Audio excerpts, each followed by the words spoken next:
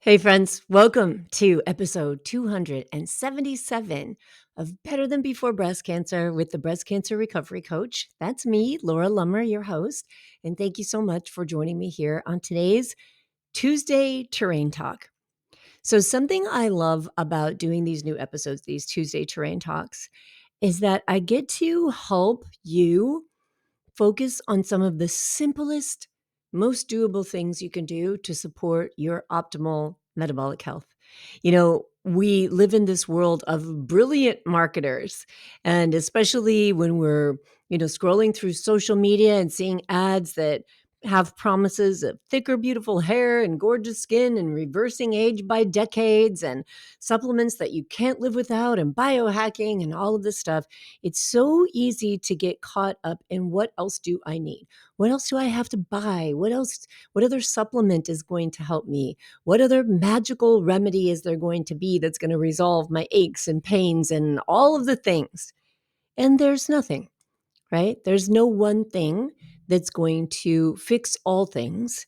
But more importantly, until we get the fundamentals of our day-to-day living and lifestyle in check, unless we're getting our sleep and circadian rhythms in check, our nutrition, our exercise, managing our stress, really making sure we're doing everything we can to optimize the way we live day to day, adding in more stuff without knowing and having data to support why you're adding it in is just throwing your money out the window.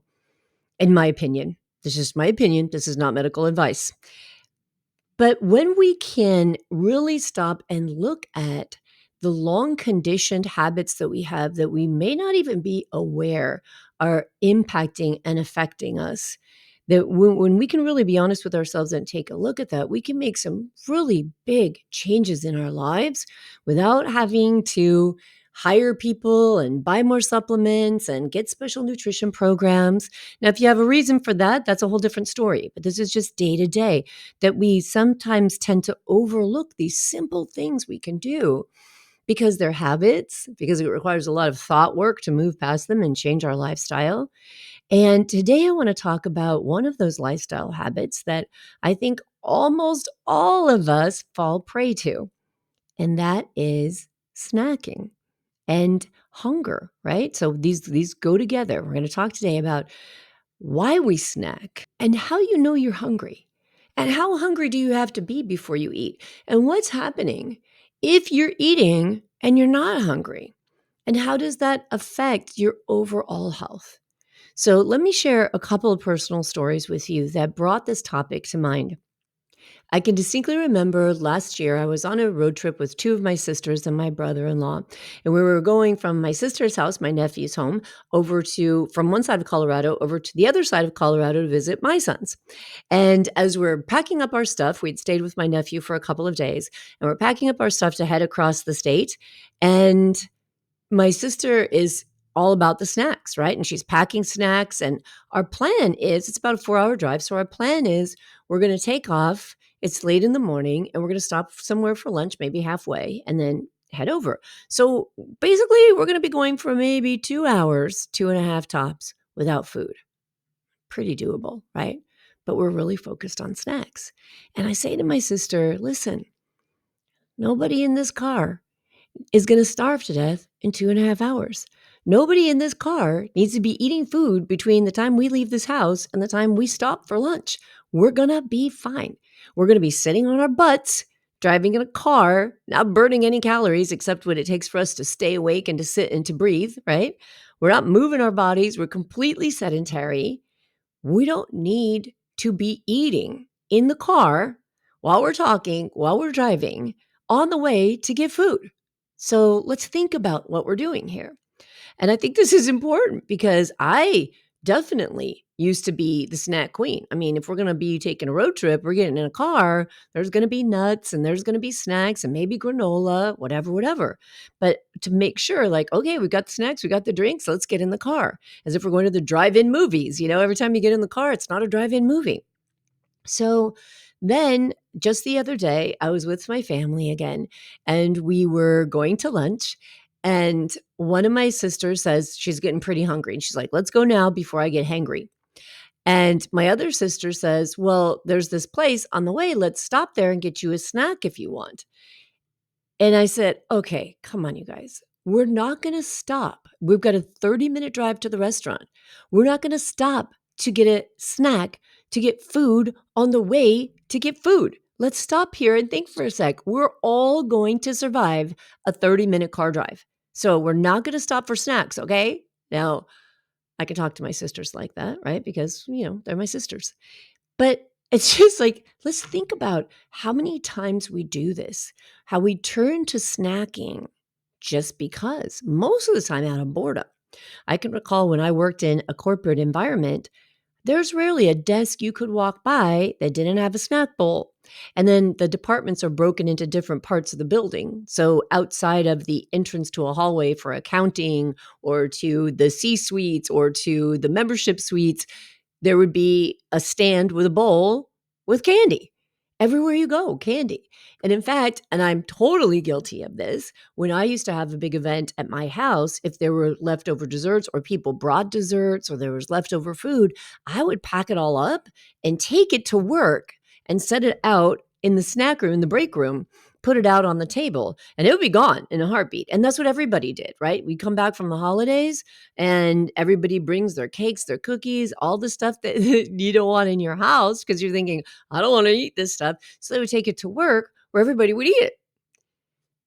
So let's really think about why we do this. All right. Let's think about how this affects our metabolism. So, a couple of big complaints that I hear from clients all the time and that I've shared with you on this show that I struggled with is menopausal weight gain. And do you know how much of that could be attributed to either snacking or eating just when you're not hungry? Do you know your hunger cues? And let's talk about hunger cue being the sensation of hunger, whatever that means to you, however that feels to you. If you wait till your tummy's growling, if there's a feeling of constriction, whatever hunger feels like to you, how intense does that sensation of hunger have to be before you eat? Now, in Ayurveda, in different wellness practices, it's suggested that if we're looking at a scale from 1 to 10, that you don't eat until your hunger is at about a 7. And then you eat slowly until you feel that your hunger is maybe about a 2 or 3. And then you stop because you've got to give your body time to get all that food into you and start metabolizing that food and to quell that sensation of hunger. So, not starting to eat till a 7 and then stopping eating at a 2 or even a 3, right? Whereas we have a tendency to notice, oh, I'm hungry. I feel hungry. And it's an immediate conditioning, get food now, right? Regardless of how much energy we have already stored on our body, meaning excess body fat. So we've got excess body fat, we've got snacks. We can dine in. Then when we do start to eat, how often do you eat to the point of fullness, feeling really full? And then sitting back, go, oh, I'm so full. Or even if you don't feel hungry, but maybe you didn't really love what you just ate, or maybe you ate it driving in the car, walking around, eating mindlessly, that you notice, well, I ate and I'm not really hungry, but I just don't feel satisfied. I want something. Right? Does that phrase sound familiar? I just want something. I know I've said it a million times in my life. And then what do you do? Do you go straight to eat? Or do we stop and notice, am I actually hungry? Like, why do you eat food? Well, the primary reason we eat food is to fuel our body, to give our body the nutrients it needs to support its optimal health, right? And we can use food to attain our fitness goals, our performance goals, our health goals. There's lots of ways that food serves us. We also eat food because it's delicious, or because there's a party, or there's a gathering. So we have these different reasons for eating food, but the primary reason for food and why we eat food is to sustain our body, to nourish our body, right? And when we're eating, when we're not hungry, we're over nourishing our body. And our body's like, okay, I've had enough to eat now. So let me store this and sock it away for later. And we start accumulating body fat. A lot more complexities go into that, but that's one piece of the puzzle. So I think about snacking, and I remember as a kid, there were no snacks. In my house, we didn't have bags of chips, we didn't have cookies, we didn't have snacks, and when we did, on the rare occasion that my mom would bring home a box of Hostess Ding Dongs or something like that, oh my god, there were 6 of us kids, so you better look out because it was gonna be a bloodthirsty fight for the Ding Dongs, right? Who gets to get the Ding Dongs? So when did we adopt this snacking idea? This idea that no matter what store you go to, you got to go through aisles of snacks to grab on the way to the checkout, right? Candy bars and packets of gummies and whatever else that they pack on along any checkout counter. I was at a fabric store not long ago, and as I'm going up to buy the stuff that we were going to make something with, I'm thinking, why am I at a fabric store walking through an aisle of cookies, candies, and chips? I mean, we're just constantly bombarded with this message of eat more, snack more. And are we paying attention to whether or not we need to eat? Are you hungry? So, hunger cues. This became a really big awareness for me when years ago I first started practicing intermittent fasting because I would notice I'd be at work and I would notice, oh, I'm hungry. But I had a time, right? I was on a certain amount of fast, whether it was 14, 16, 18, 20 hours, whatever I was doing. And I would notice, oh, I'm hungry, but I still have some time in my fasting window, so I'm not going to eat yet. And I started to think about that as I would go through this practice. And at the time, so since that time, I've lost 75 pounds over the last 2.5 years.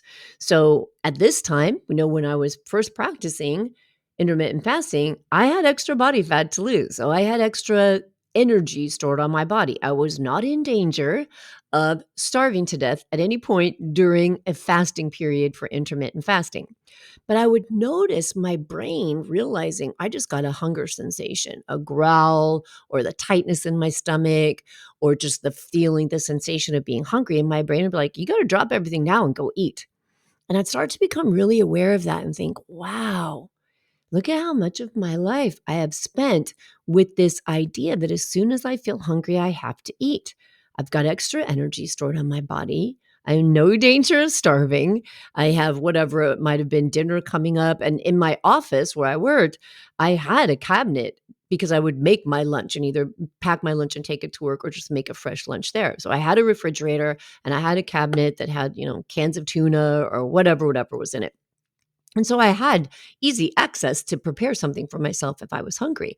And it started really making me think about that how the moment we feel discomfort, whether it's a physical discomfort or an emotional discomfort, as I talk about all the time when we're doing thought work and not expressing or experiencing or allowing our emotions, the same kind of thing happens physically.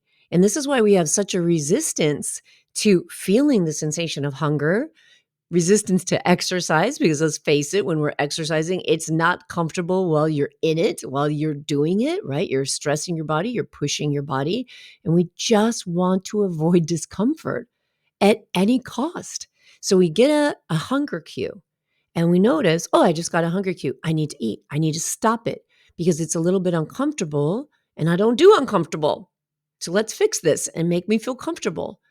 But in the doing of that, are we paying attention and thinking, wait, I feel a hunger sensation. On a scale of 1 to 10, how hungry am I? When is the next time I'm going to eat? And maybe you've got a plan for lunch or dinner or breakfast, whatever it is. And I know I've caught myself doing this before, thinking, okay, it's 3 o'clock and I'm really hungry, but I have plans to meet my husband for dinner at 5. So am I going to eat at 3 just so I don't feel the sensation of hunger until 5? And by the way, the sensation of hunger comes and goes, right? It doesn't stay with you. You'll feel hungry, it'll be there for a few minutes and it goes away. And then it'll come back. Little reminder, hey, I'm still hungry. And this is actually how we start to teach our body to stop being so dependent on glucose and to become more metabolically flexible, that we've got stored energy. And if our body needs to access it, here you go. You're feeling hungry, access this energy I've stored on my body, get some of it out, right? Use it up. But instead, we turn right to putting more food in our body so that we don't feel the discomfort of a hunger pang. So it's something to consider. How do you respond to hunger? Do you respond immediately? Do you panic a little bit? I know people who definitely I see panic. I got hungry. I got to eat now, now. Find me food now. And as I shared a minute ago with one of my sisters, she said, I'm hungry. Let's eat before I get hangry. So let's talk for a sec about hangry. So what happens when we get hungry? Well, this is what's supposed to happen when we get hungry. Levels of blood sugar are dropping, and our body sends out this signal and says, hey, blood sugar is getting lower. I need blood sugar because I work off blood sugar or ketones, but we're used to working off blood sugar. And so your body starts to initiate this cascade of hormones that trigger different reactions in your body that say, hey, release more glucose into the body, get that stored glycogen out of the liver. And if you're moving and your muscles need to use it, it's stored in your muscles are going to use that up for energy. So our body starts to send us signals and we get this hormone cascade. But here's the thing. We have become so dysregulated in the way we eat, especially because of this idea of snacking, that we need to snack all the time. And I can distinctly remember when the idea became the way to lose weight was to eat 4 to 6 small meals throughout the day and keep your blood sugar even all day long. So what that basically told the average American is eat every couple of hours, continue to spike your glucose, continue to trigger an insulin release all day long, even though most of us were sitting on our butts in an office or leading a mostly sedentary life. Whereas these athletes or people who were bodybuilding or lifting weights or really fit were working out like crazy in the gym. So they were expending a lot more energy. Their muscles were using a lot more energy. And so in the fitness world, they're like, oh, the last thing you want to do is burn muscle. So they would eat a lot more frequently so that their body would never turn to consuming muscle for energy. And then this just became, well, hey, look at them. They're so fit. I should eat 4 to 6 times a day. But you weren't moving, right? We weren't moving the same amount. We weren't expending the intense physical energy that the people who were the big proponents of this diet and this way of eating were. So then I started seeing this at school, right? Like I'd see kids get picked up from school and the first thing their parents would do is hand them a snack. And I'd watch this. I'd see kids get in the car and their parents turn around and hand them something in a bag and a can of soda. Like you got to eat, as if we were at danger of starving at any point in the average person's average day. This is not talking about people with medical issues or anything like that. And then for us, for our population, breast cancer survivors, medications can affect hunger too. And they can affect the hormones in your body, as we're well aware of. And then that can cause different centers in our brain to be triggered that may make you feel sad or angry or irritable or things like that. But the bottom line is it low blood sugar that's causing it? So again, when I started doing intermittent fasting, there would be times when I thought, oh, I feel hungry and I feel just like, kind of weird, like kind of spinny, maybe a little dizzy. And I would think, my blood sugar must be really low. And I would check it. So I'm a checker. I've got a Keto Mojo. I do prick my finger all the time and check my blood sugar and my ketones. And I've done it for a long time. So I would check. And so often when I first started this, I'd think, whoa, I just checked and my blood sugar is like in the high 90s, maybe even in the low hundreds. I've got plenty of glucose going on in my body right now. Why am I feeling this fatigue? And for me, what happened, what I realized, and thank God for the input from my metabolic nutritionist and my metabolic doctor, was an electrolyte imbalance, and that I really needed more sodium. And so then I started to notice that when I feel this fatigue kind of, it's not quite dizzy, but just like this kind of a weakness that I attributed to low blood sugar from hunger, I would check to see, is that true? Is it correct? Do I have low blood sugar? And so often it would be no. And so I would put a half a teaspoon to a teaspoon of salt in a glass of water and drink it and wait a few minutes, and I'd feel so much better. So it was really dehydration more than it was hunger, because it was not a blood sugar issue. So the last thing I needed was a snack, right? If my blood sugar is 98 or 103 or 112, I don't need to eat right now. Okay.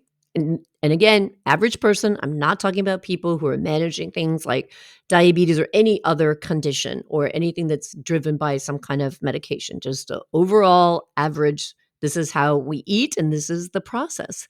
So I think bringing an awareness to our thoughts about snacking, and people love their snacks. I get it. I love Trader Joe's sells white truffle potato chips, and I will not have them in the house because they're so delicious. I know that it takes so much energy to manage my mind about not eating those, or God forbid I open the bag, I want the whole bag. I know this about myself, so I never buy them. I don't have them in the house. And it's interesting because many people come to my house like, "Do you have anything to snack on?" And we have a little cupboard that my husband keeps his favorite snacks in that are like nuts and Parmesan crisps and things like that.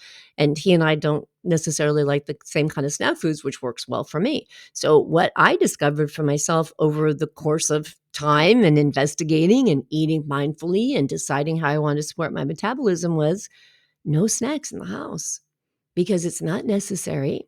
If I'm hungry, then am I hungry enough for a meal? And if I'm not hungry enough for a meal, why would I need to eat? Was the process I went through. I'm not saying this process will work for everyone. I'm just offering it to you as some things to think about as you consider how you use food to nourish your body. Are you using it to nourish your body, to support your body's needs? Or are you using it for something to relieve boredom, for something to soothe emotions, as a buffer for feeling in a way that you don't want to feel? How are you using it?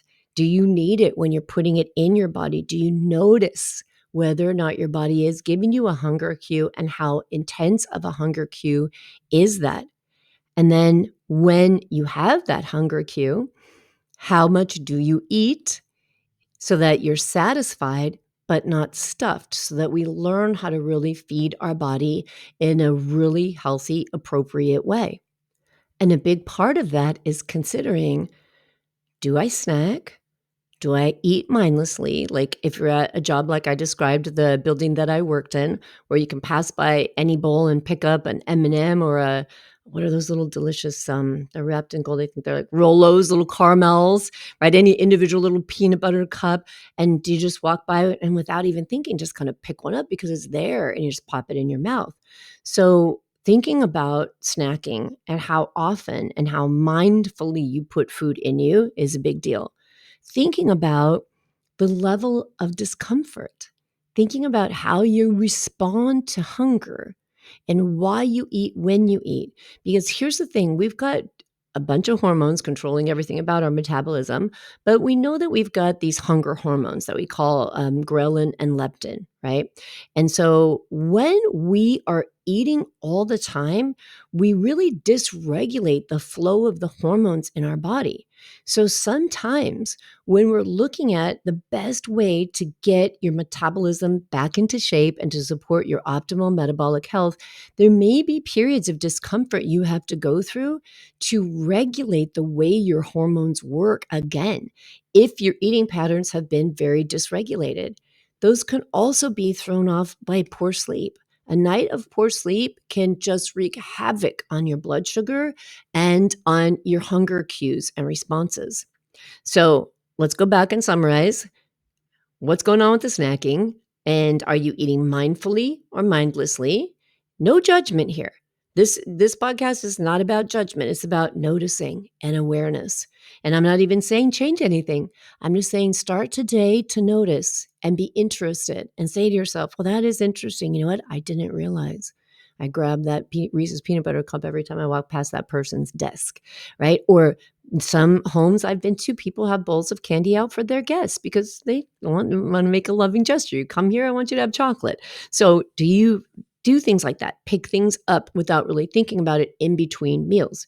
Do you sit down for a meal and eat that meal until you're satisfied but not full? Do you respond with urgency to a hunger cue? Or do you let yourself get to a certain level of hunger? Because another thing that plays a part in that is just urges. Sometimes we just have an urge, we have a desire, and it isn't related at all to hunger, but it's related to, like for instance, if I'm watching Top Chef, which I love that show, and I've said to my husband, you know what, we need to time when we watch Top Chef because it's painful to have eaten already my last meal of the day and then watch that show because the food looks so fabulous that my mouth starts watering and my brain starts convincing me I'm hungry again, but I know I'm not hungry again. I've had more than enough. So things like that actually impact when we're eating also. So are we watching the food channel, and does the food channel make us want to snack more? So just really increasing your awareness of, am I experiencing an urge, just a desire, a little bit of discomfort, or am I actually hungry? And do I need this food that I'm putting into me now?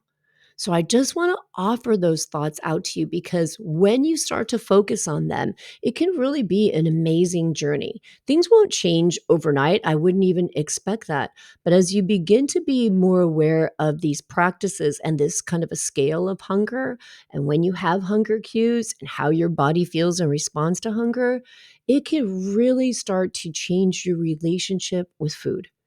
And if you are experiencing weight gain or difficulty maintaining a healthy weight, if you're experiencing inflammation, fatigue, brain fog, you might be surprised when you start this practice of asking yourself these questions and noticing these cues.